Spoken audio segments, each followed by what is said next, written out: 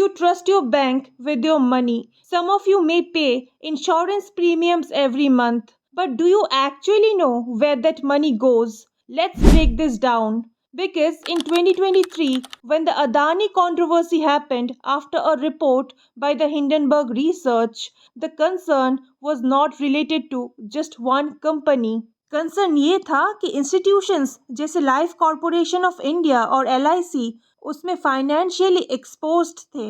मतलब ये कभी सिर्फ एक बिजनेस स्टोरी थी ही नहीं, ये बस एक मोमेंट था जिसने ये बताया आपका पैसा कितना डीपली कनेक्टेड है बिग बिजनेसेस के साथ।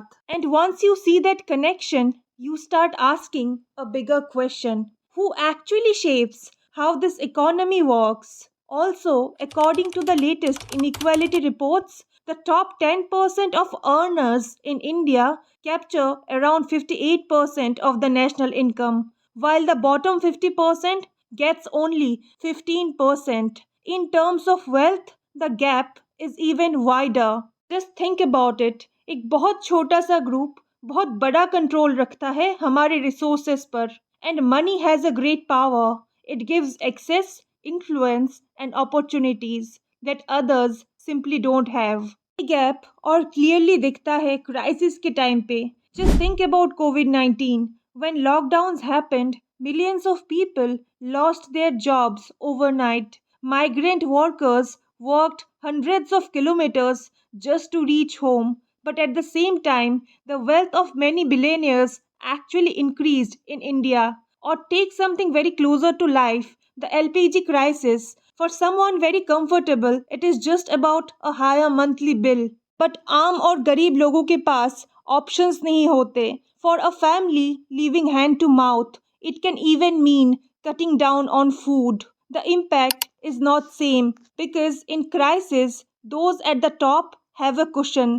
Those at the bottom do not have it. Now, if we look at infrastructure, हम यूजुअली ये सोचते हैं कि पोर्ट्स, एयरपोर्ट्स और इलेक्ट्रिसिटी जैसे सेक्टर्स सरकार ही कंट्रोल करती है, but that is not entirely true.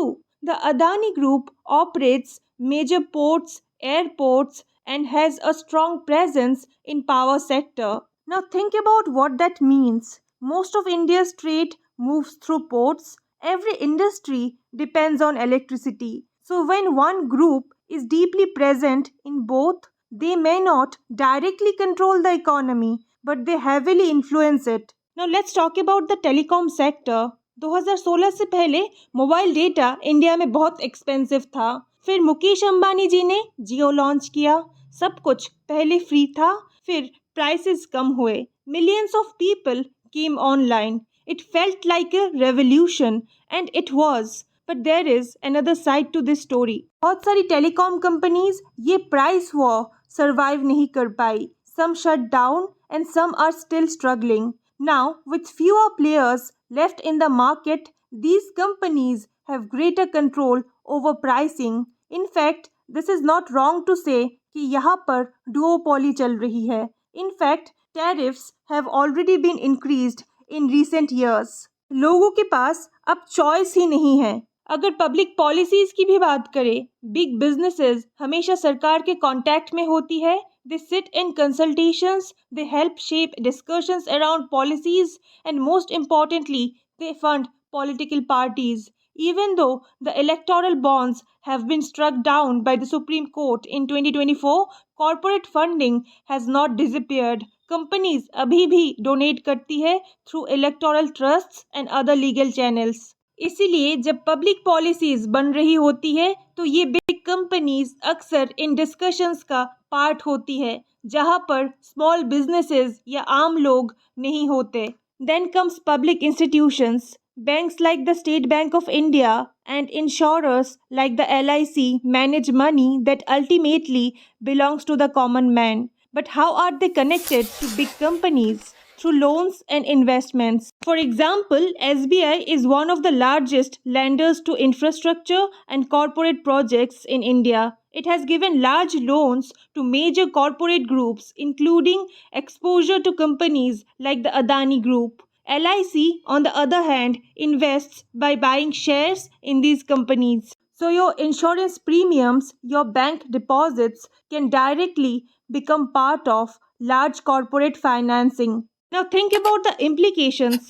If these companies grow, the system benefits. If something goes wrong, the risks do not stay limited, they spread. And finally, information.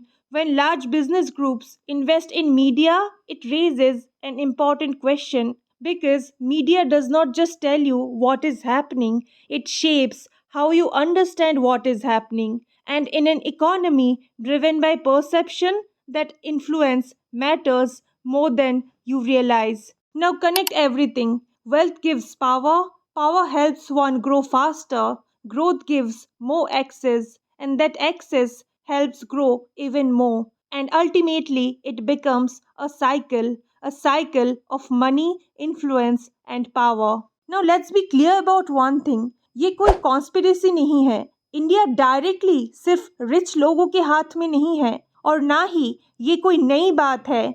Big companies have created jobs, built infrastructure, and improved services. But when wealth is highly concentrated and a few players dominate key sectors, the system slowly starts favoring them, not loudly, not visibly, but consistently. And that is the whole point. You don't need to control a country directly if the system already works in your favor.